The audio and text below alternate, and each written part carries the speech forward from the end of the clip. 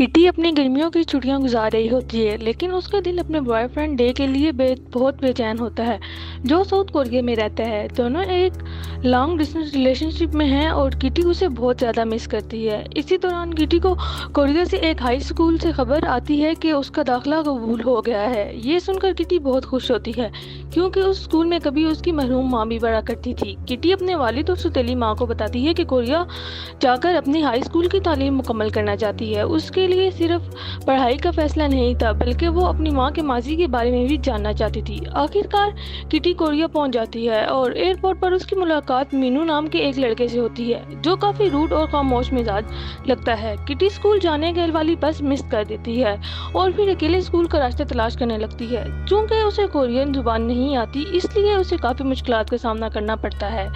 तभी उसकी मुलाकात योरी नाम की एक अमीर लड़की से होती है।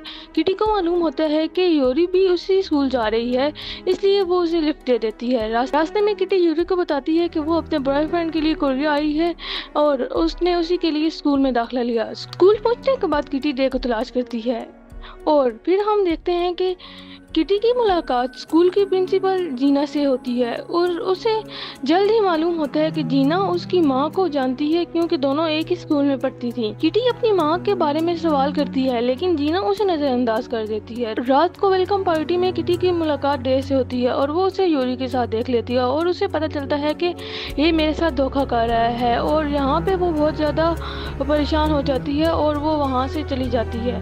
और किटी को मज़ीद तकलीफ तब होती है जब उसे मालूम होता है कि डे और यूडी रिलेशनशिप सिर्फ एक आम ताल्लुक नहीं है। किटी अपने कमरे में वापस आती है और उसे पता चलता है कि उसके रूममेट्स कोई और नहीं बल्कि डे, मीनू और कोइन हैं, और अब सूरत हाल मज़ीद अजीब हो जाती है। डे किटी से बात करना चाहता है, लेकिन किटी उससे नाराज़ होती है और उसे अपनी माँ का दिया हुआ नेकलेस वापस करने को कहती है, लेकिन डे को याद ही नहीं होता कि नेकलेस कहाँ है। बाद में किटी को मालूम होता है कि वो नेकलेस यूरी के पास है।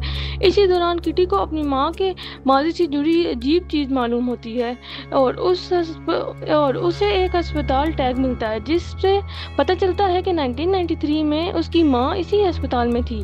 किटी उस राज का हल करने के लिए अस्पताल तक पहुँच जाती है और वहाँ पुराने रिकॉर्ड तलाश करती है। उसी दौरान उसे मालूम होता है कि शायद उसका एक हाफ ब्रदर भी है। इस शख्स का ताल्लुक उसी स्कूल से होता है और उसका नाम एलेक्स है। किटी और एलेक्स दोनों अपने माजी और अपने हकीकी खानदान के बारे में जवाब तलाश कर रहे होते हैं। अब किटी के लिए कोरिया सिर्फ डे की वजह से अहम नहीं था। उसे लगता है कि यहाँ उसकी माँ के माजी का एक बहुत बड़ा राज छुपा है, और जैसे जैसे उसके राज के करीब होती जाती है, उसकी अपने मोहब्बत की ज़िंदगी भी मज़ीद उलझती जाती है। फिर किटी को मालूम होता है कि यूरी और डे का रिलेशनशिप शायद हकीकी नहीं बल्कि एक जाली रिश्ता है, लेकिन इस जाली रिश्ते के पीछे बहुत एक बड़ा राज छुपा है, और यही राज किटी की ज़िंदगी को हमेशा के लिए बदलने वाला है। तो ये था इस ड्रामे का पार्ट 1। पार्ट 2 के लिए लाइक और सब्सक्राइब करें, जो कि बहुत जल्द ही आएगा।